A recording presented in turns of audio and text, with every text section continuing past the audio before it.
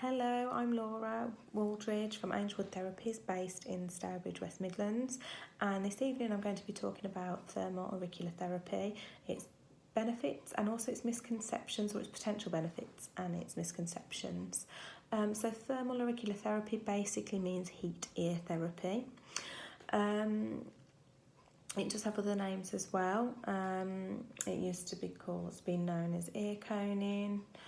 And has been, a lot of people believe it's associated with the Hopi tribe in Native America, but that is a misconception. So it should be known really as thermal auricular therapy or ear candling for those who practice it or are seeking a treatment. So first of all, I'll show you what a pair of ear candles do look like. So I've got a nice sealed pair here.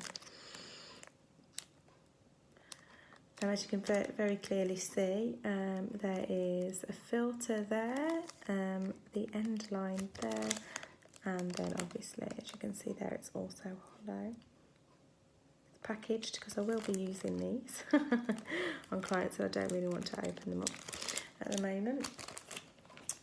So they are made out of natural cotton most of the time, and it's a combination of wax that the cotton is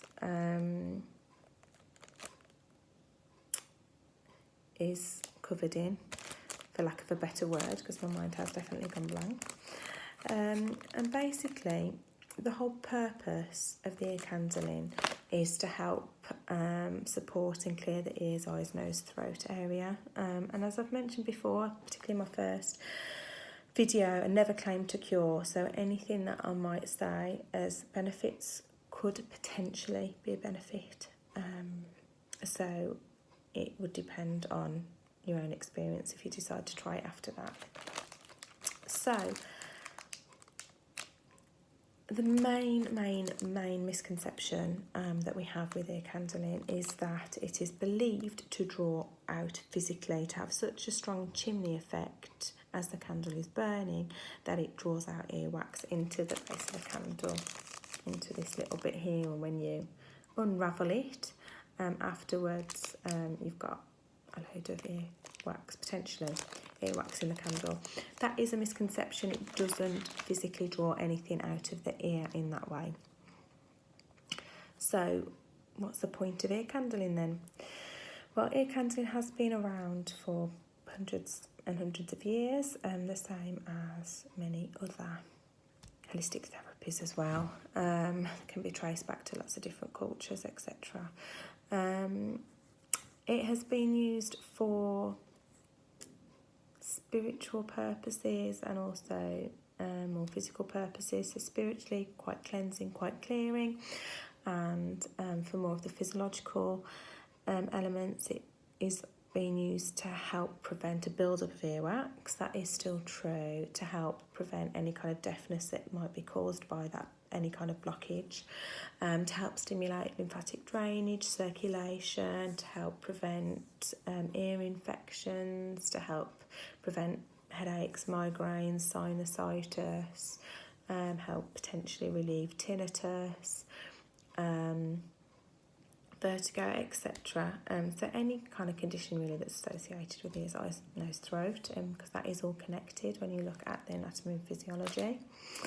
So if it doesn't work by drawing out physical earwax, then how does it work? Okay, so what happens is this part of the candle here is inserted into your outer ear. It doesn't go into your middle or inner ear. It just should just sit comfortably just about there, and should sit nice enough that it might not stand up completely straight, but it would secure itself at a little bit of an angle. Always use protector discs as well. So the candle would sit into the protector disc. There we go, like that. And after the candle has been lit and the smoke's been allowed just to clear, to start a nice gentle chimney effect, the candle is safely placed in your ear, and normally use a towel to cover over my hair and my face, or well, the client's hair and the face. I never do it myself, I always get somebody else to help. and then you just allow the candle to burn down. And what is actually happening as the candle burns down, it gently vibrates, and the heat travels down the candle as well. So really what it's doing is gently massaging the eardrum and the 3 small little bones within the ear. And it's sending that vibration down through and just stimulating the lymphatic system, stimulating any blockages to just gently release, and then everything to be cleared internally. So again, just like any other holistic therapy, it works by stimulating the body to do what it should be doing naturally. So it's stimulating the body's natural healing response. The heat and the warmth can be quite soothing, and if there is like a build-up of wax, you know, it may just help to soften it slightly, to again help and promote it to dislodge. But it is, again, you know, a complete misconception. It is a really non-invasive treatment. It is gentle, it should not hurt anybody. It should be soothing. In fact, a lot of people are quite surprised at how therapeutic, how calming, and how relaxing the treatment is. Now, some therapists do, some therapists don't, but I always complement the actual ear candling with an ear massage and also lymphatic drainage massage and pressure points after that as well. So for me, a whole ear candling treatment takes about an hour. Some people do just focus on the candles, so then you're looking anything between 20 to 40 minutes for that treatment. But really, you know, for anything to help continue the benefits of the treatment, so I do like to incorporate the massage as well. Now, some candles are infused with essential oils and other herbs as well. I know one's rosemary, tea tree, lavender, chamomile, etc. They all have therapeutic properties, but because those essential oils aren't coming in direct contact with the skin or the bloodstream as such, it means that those therapeutic properties are minimal. It is mainly the candle or the action, the vibration from the candle burning down, that gentle vibration that is having the most beneficial effect, really. Normally when I'm doing the facial massage, I include a little bit of either oil, and we'll be doing an aromatherapy blend to help enhance that, or I might use the essential oil candles as well.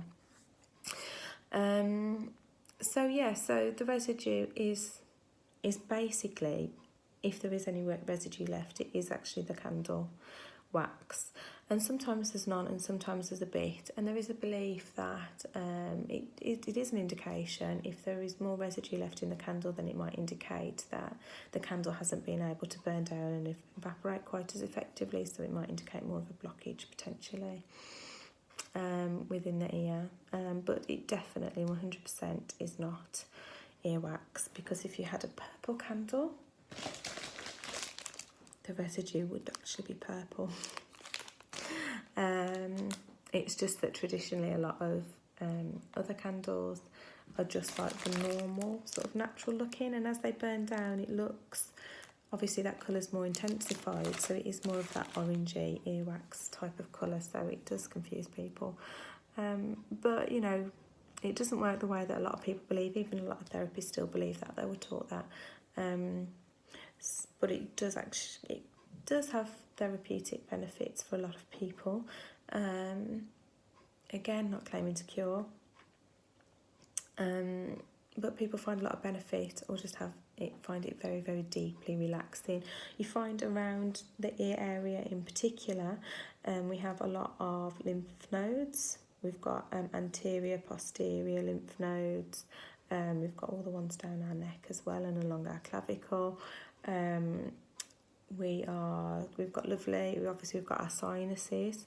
We've got lovely acupressure points as well, and if you look in traditional Chinese medicine, there are quite a few meridian lines, our natural energy flows throughout our body that finish and start around the ear. And if you look into Ayurvedic medicine and chakras, if you're into that, then working around your ear area is in between your throat, your third eye, your crown, and also it's believed you've got your past life chakras as well behind your ears. So if you're into a lot of the energy healing as well, it can have potentially therapeutic effects and balancing effects on those energy systems as well. So yeah, I think it is really, really such an underestimated, wonderful therapy that is just really enjoyable, if nothing else. A lot of people tend to have it to help with allergies as well, before and after flying, because of the compression from being on the plane. The altitude can affect obviously people's ears and can really upset the equilibrium. So people try and have the ear candles to see if it can help with that. Lots and lots of things. It's really good to help with the changeover with seasons as well. And I don't know if you like me or like a lot of other people, we find it quite a bit of a shock and either come out with a bit of a cold around the time that the season changes. So having an ear candling treatment could potentially minimalise that, the impact of that. So yeah, it's a really, really lovely treatment.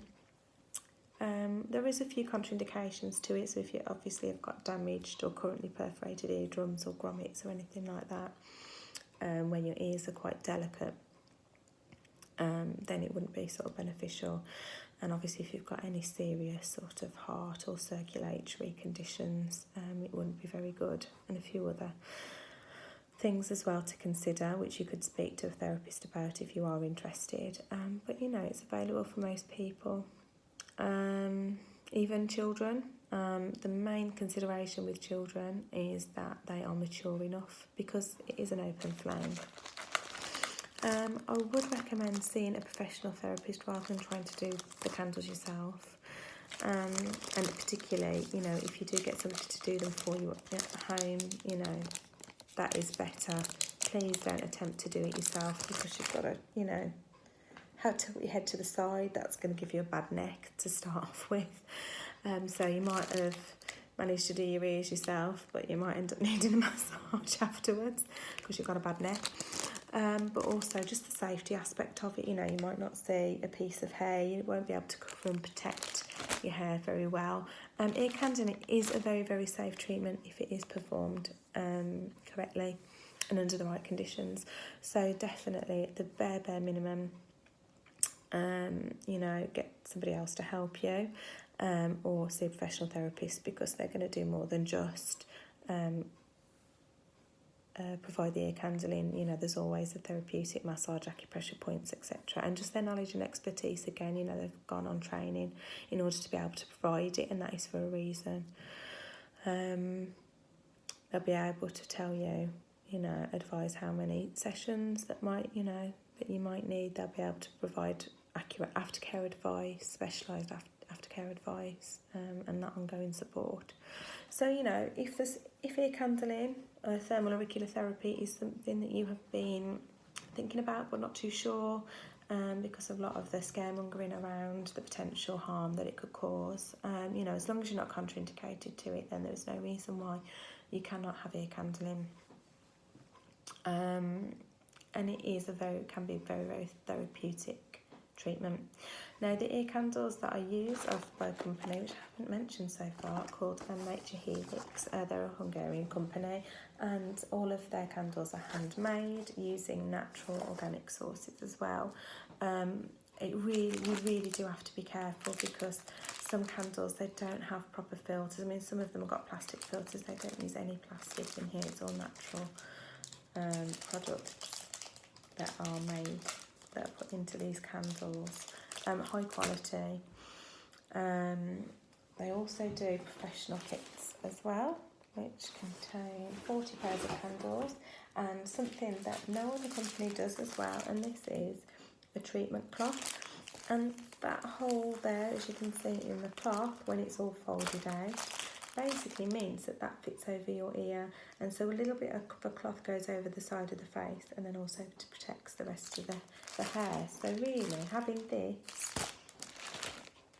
and your guard and the candle, and then obviously whatever you use to extinguish it in. I normally have a ceramic bowl filled with water to help. Really does make it quite a safe treatment. So yeah, you can get lots of different information. So all the information can be found on my website, www.angel-wood.co.uk. I do retail these candles as well. I offer professional accredited training within this therapy, and I offer it as treatments as well. So yeah, if it's something you've considered having, I would really recommend it. It is such an underestimated therapy that can have so many potential benefits. I get sinusitis, blocked nose, a little bit of hay fever, and I personally find that it helps me. And you know, I've got clients that have these therapies regularly, and do get, you know, for various reasons, and do get benefits as well. But you know, give it a go. Don't be scared about things going into your ear or it being too harsh, because it is so gentle. It's non-invasive, and when carried out correctly, it is perfectly safe. So I really hope, if you haven't given ear candling a try, that it's something that you do in the future. So feel free to like and subscribe, and I look forward to the next video. Take care. Bye.